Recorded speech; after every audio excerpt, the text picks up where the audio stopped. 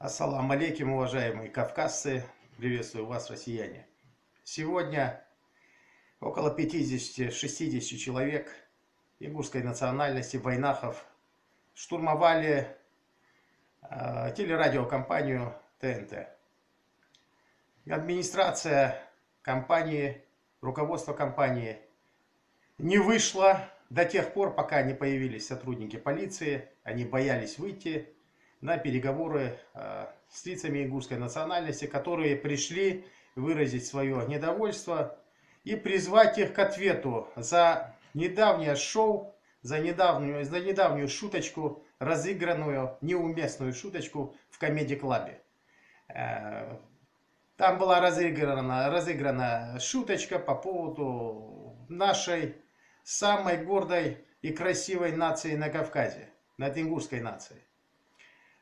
Посмотрите короткое видео, к сожалению, очень короткое видео. Посмотрите его, как наши мужчины, наши горцы, ингуши, свободолюбивый и красивый народ штурмуют телеканал ТНТ, штурмуют в хорошем смысле этого слова.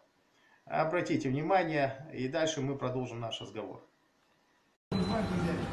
Любой нации вероисповедания. Пусть они это рассказывают в первую очередь, телевидение также рассказывают. Итак, вы видели, как идут переговоры с руководством ТНТ по поводу вот этой вот неуместной шутки, которая была разыграна комедий-клабом. Этой коммерческой организации, она в принципе не развлекательная какая-то передача, а в принципе коммерческая. Все основано на деньгах. Вот. Руководители, значит, тот же Левин, Мартиросян, Саркисян, Агасян, Магасян и тому подобное. Это коммерческая организация, они зарабатывают деньги, не забывайте об этом. Так вот, я хочу обратиться к вам, Саркисяны и Маргисяны. Когда вы в следующий раз откроете рот или попробуете открыть этот рот в сторону войнахов, чеченцев, ингушей, задумайтесь над тем, что вас призовут к ответу. Что же вы не спустились, когда пришли 50-60 человек ингушей призвать вас к ответу и поговорить с вами? Побоялись, да? Ну вот теперь смотрите по сторонам. Неожиданность может с любой стороны появиться. Это не угроза, это реальность.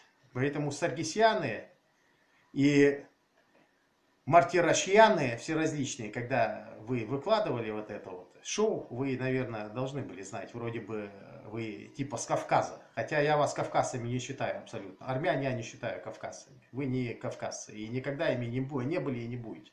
Запомните, это лично я вам говорю. Меня зовут Урусхан Сылымбекович. Меня знают. Вот такие вот дела. Дальше пойдут извинения от всех вас. Вот.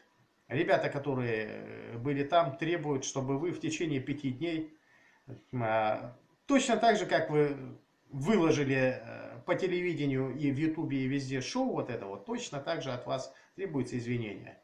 В виде видеообращения, каждое по отдельности или все вместе. И вы это обязательно сделаете, и куда вы не денетесь.